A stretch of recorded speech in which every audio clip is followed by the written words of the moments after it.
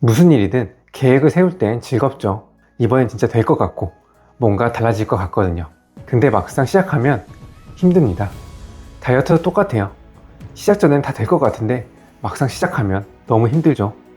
안 먹으니 배고프고 운동을 했더니 더 배고프고. 오늘은 이 배고픔에 대해서 한번 이야기해 보려고 해요. 저도 다이어트는 배고프다 라고 생각을 했었어요. 근데 혈당이랑 식욕 관계에 대해서 이해하고 나서는 배고픔 자체가 조금은 달라졌거든요. 특히 저는 올리브 오일이 꽤 도움이 됐는데 이 영상은 고정 댓글 남겨놓을게요. 아마 꽤 흥미로우실 거예요. 근데 왜 혈당이 중요할까요? 혈당이 급하게 올라갔다가 떨어지기 시작하면 몸은 계속 배고픈 신호를 보내게 되거든요.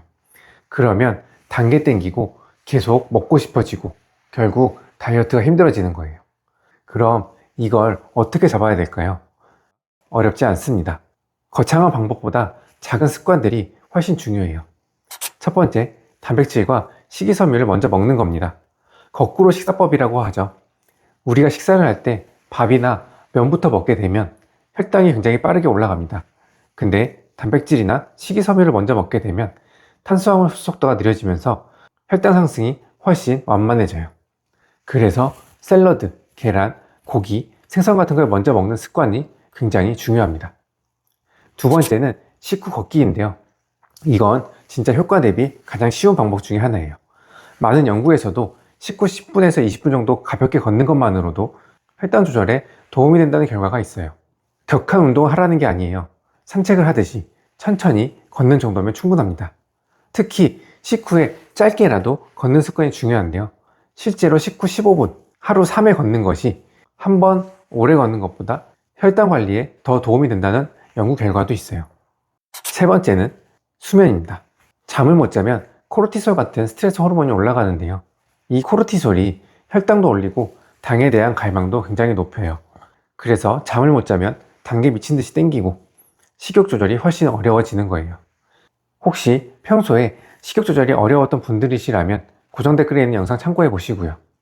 결국 혈당 관리는 단순히 음식 하나의 문제가 아니라 식사, 활동량, 수면, 스트레스 같은 생활 습관 전체와 연결되어 있는 겁니다.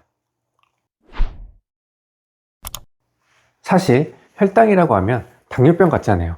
요즘은 혈당 다이어트라는 말도 있죠. 왜 다이어트 하는 사람들한테도 혈당이 중요해졌을까요? 누구나 음식을 먹으면 혈당은 자연스럽게 올라갑니다. 근데 문제는 이 혈당이 너무 빠르게 올라간다는 거예요. 그러면 몸은 인슐린을 굉장히 많이 분비하기 시작합니다. 이 인슐린의 역할은 혈당을 낮춰주는 건데요. 간단하게 설명드리면 인슐린은 열쇠 같은 거예요. 그래서 혈당이 세포 안으로 들어갈 수 있게 세포의 문을 열어주는 역할을 하죠. 근데 잦은 간식이나 건강하지 않은 식단 때문에 인슐린이 너무 많아지고 몸이 둔해지면서 그 인슐린을 인식하지 못하게 되는 거예요. 그게 인슐린 저항성이죠. 쉽게 말하면 이제 열쇠로 문이 안 열리는 상태가 된 거예요. 원래는 인슐린 하나로 많은 포도당을 처리해야 되는데 이제는 몸이 반응을 잘 안 합니다. 그러니까 몸은 더 많은 인슐린을 분비하고 그 과정에서 지방 저장도 훨씬 쉬워지는 거예요. 근데 여기서 정말 큰 문제가 생기죠. 계속 배가 고픈 거예요. 이상하죠? 분명히 먹었는데 몸은 에너지가 부족하다고 느끼는 겁니다. 혈당이 급격하게 올라갔다가 인슐린이 과하게 분비되면 지방은 저장되고 혈당은 다시 빠르게 떨어지죠. 그러면 우리 몸은 에너지가 부족하다라고 착각을 하게 되는 거예요. 그럼 어떤 일이 생기냐? 다시 당이 땡기기 시작하고 식욕이 폭발합니다. 특히 달달한 음식, 기름진 음식, 자극적인 음식이 미친 듯이 땡기게 되는 거예요. 결국 또 먹게 되는 거죠. 그리고 또 혈당이 올라가고 또 떨어지고 또 배고프고 이 혈당 롤러코스터가 계속 반복되는 거예요.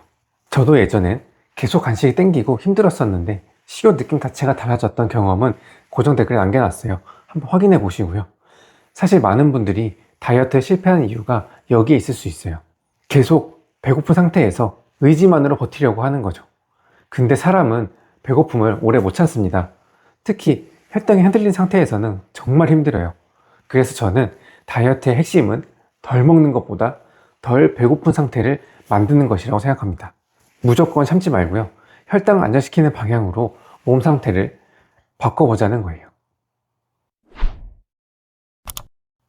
근데 여기서 정말 흥미로운 변화가 하나 생깁니다. 혈당이 안정되기 시작하면 배고픔 자체가 달라진다는 거예요. 저도 이 과정을 겪으면서 굉장히 흥미로웠었는데요. 예전에는 계속 참고 버티는 느낌이었다면 혈당이 안정되기 시작하니까 애초에 덜 땡긴다는 느낌이 들기 시작했어요. 좀 잔잔한 느낌이었죠. 이게 정말 큰 차이예요. 왜냐하면 다이어트가 쉬워지거든요. 억지로 참는 싸움이 아니라 폭주하던 식욕 자체가 조금은 줄어드는 느낌에 가까웠습니다. 왜 이런 느낌이 생기냐면 혈당이 급하게 올라갔다가 다시 빠르게 떨어질 때 우리 몸은 에너지가 부족하다고 느끼고 다시 빠른 에너지를 찾게 되죠. 근데 혈당이 안정되면 이런 롤러코스터 자체가 줄어들게 되는 거예요. 혈당이 천천히 올라가고 천천히 유지되니까 몸도 계속 먹어야 된다라는 신호를 덜 보내게 되는 겁니다. 그리고 혈당을 안정시키는 식단은 단백질, 지방, 식이섬유 비중이 높거든요. 이런 음식들이 소화 속도를 천천히 만들어주고 포만감도 오래 유지시켜줍니다. 그러다 보니까 예전처럼 밥 먹고 금방 배고프거나 계속 간식이 생각나는 느낌이 점점 줄어드는 거예요. 그래서 저도 혈당을 안정시키는 방법들을 여러 가지 시도를 해봤었는데 그 중에서도 개인적으로 가장 체감이 컸던 건 아침 공복에 올리브 오일을 먹던 거였어요. 신기하게도 배고픔이 안정되는 느낌이었거든요. 물론 사람마다 차이는 있을 수 있습니다. 근데 저는 확실히 식욕 변화가 체감이 됐었거든요. 특히 예전처럼 계속 간식이 땡기거나 뭔가 먹지로 참고 있는 느낌이 줄었어요. 왜 그런 느낌이 들었는지 제가 실제로 어떤 변화를 느꼈는지는 고정 댓글 영상에 자세히 정리해 뒀습니다. 그걸 같이 보셔도 좋을 것 같아요. 살이 안 빠지는 이유가 단순히 의지 부족 때문만은 아닙니다.